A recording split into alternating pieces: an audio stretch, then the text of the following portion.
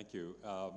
I have been here for 9 hours, and it is my first time to Dominica, and I'm very honored to be here.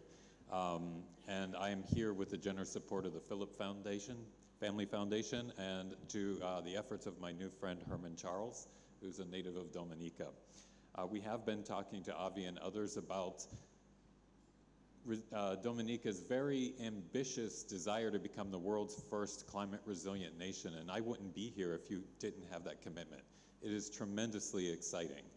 But I do want to reframe that a little bit when we think about resilience, and it goes back to what Mr. Binger said, is that resilience is not a destination.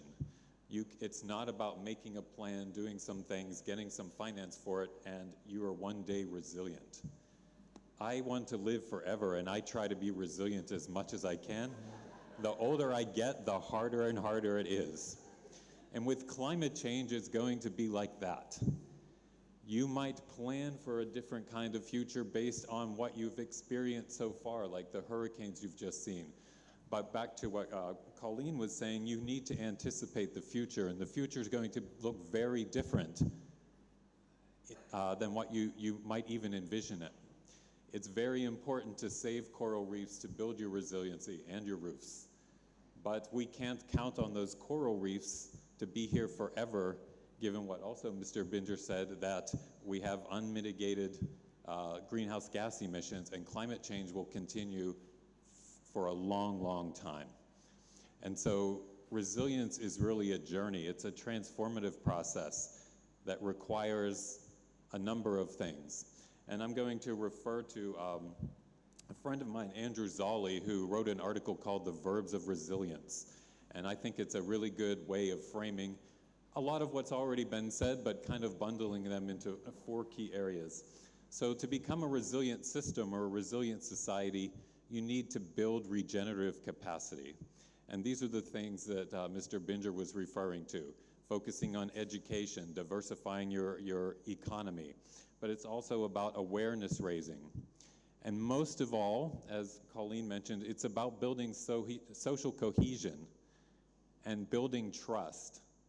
And if I came back here 10 years from now, and I know I have to see if you are on the path to resilience, I would like to see a nation that's talking to each other, that's having a national conversation about resilience, learning from one another, and there's deep trust. And I'm very concerned in my country that we are eroding trust among all levels of society, and we can't allow that to happen in the face of climate change. We need to be talking to each other and build trust among one another. So a resilient society means one that trusts each other. So the first is building regenerative capacity. The second one, it's also been alluded to, is sensing emerging risk. It's more than just early warning systems. It's a lot of data and monitoring like you've never done before. There are small changes happening in the ecology of your country right now with coral reefs and the forest and biodiversity, and you need to understand those changes if you are going to manage those changes before you allow them to affect your society in a negative way. And it's not only biodiversity, it's all aspects of your society, agriculture, infrastructure. So putting in sensing systems to, through your educational system, but researchers and government and civil society, we're all collaborating together to sense emerging risk. It's only when we understand that we will know what we need to build resilience to. The third thing has also been alluded to, and I pity the person who's last because all the smart things will have already been said, but responding to disruption. Dominica is already a resilient country. I was just looking at the statistics of how many natural hazards you face already on a regular basis. If you were not resilient, you would have collapsed as a society a long time ago. So you are building from a strong foundation. Your goal is not to become climate resilient, it's to become more climate resilient. Okay? But you need to respond to disruption, because in spite of the disruptions you've had in the past, they're going to come faster, more frequent, more intense.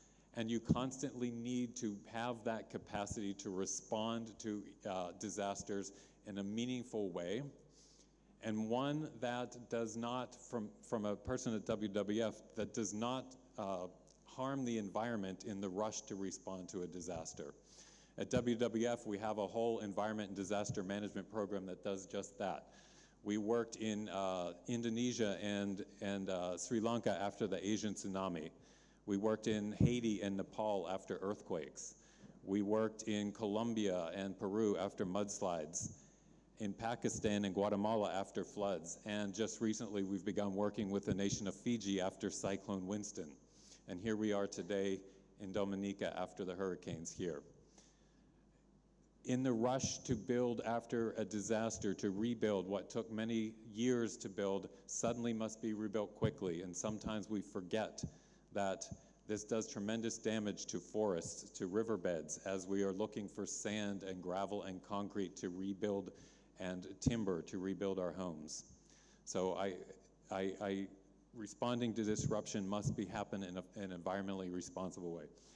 And finally, it's also been mentioned that if you really want to be resilient, you need to learn from your successes and your failures and your mistakes. And you need to quickly learn from them and respond in a way so that you're stronger in the future.